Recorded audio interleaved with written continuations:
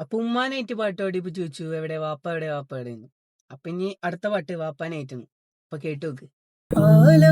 ആലംബൈനക്ക് രക്ഷ കൊടുക്കണം ആരംഭത്തോവിൻ അരുൾ നമ്മളോർക്കണം അവശരെ കണ്ണൂനീർ ഒപ്പുന്നോർക്കെല്ലാവർക്കും അല്ലാഹു നൽകിയിടും കാരുണ്യം മോശാരം യത്തീമിന്നെത്താണി ഏകിക്കൊണ്ടെത്താഴം എത്തിക്കുന്നോർക്കല്ല വർഷിക്കും സഹായം മുത്തറസൂലിന്റെ